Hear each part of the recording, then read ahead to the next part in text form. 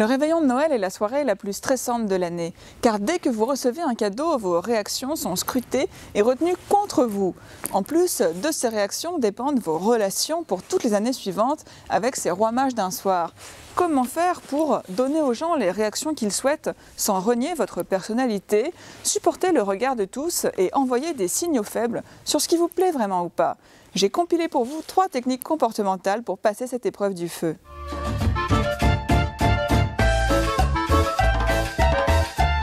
L'erreur de débutant est d'ouvrir son cadeau à n'importe quel moment. On n'ouvre pas un cadeau comme on boit l'apéritif.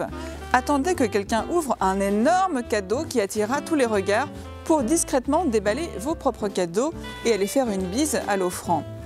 De même, proposez à quelqu'un à qui vous offrez un cadeau de l'ouvrir en même temps que vous ouvrez son cadeau. Ainsi, il sera obnubilé par son propre cadeau et ne verra pas votre réaction à l'ouverture du sien. Si vous n'êtes pas acteur de théâtre, ne singez pas d'émotion à l'ouverture du cadeau. Un faux « Ah, c'est super !» peut vous brouiller avec quelqu'un pendant des années. Restez vous-même et dites simplement comment vous comptez utiliser ce cadeau. Cette technique a été rendue célèbre par le film Le Père Noël est une ordure.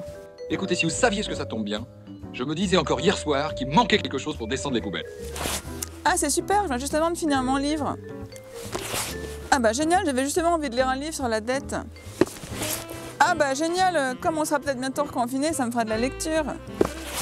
Ah bah génial, on n'a plus rien à mettre au feu. Il n'y a rien de pire que d'offrir à quelqu'un un cadeau d'une valeur faciale de X euros et de recevoir en retour un cadeau d'une valeur Y inférieure à X divisé par 2.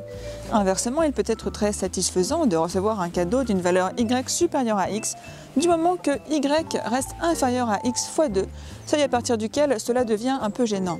Il faut donc tout au long de la cérémonie prendre des notes sur la valeur faciale des cadeaux que l'on vous a offerts afin l'année prochaine d'offrir des cadeaux de telle sorte à ce que Y supérieur ou égal à vos revenus mensuels divisé par 280 fois coefficient d'affectio societatis. Si vraiment vous n'aimez pas votre cadeau, dites que vous l'avez déjà et demandez le ticket de caisse pour le remboursement.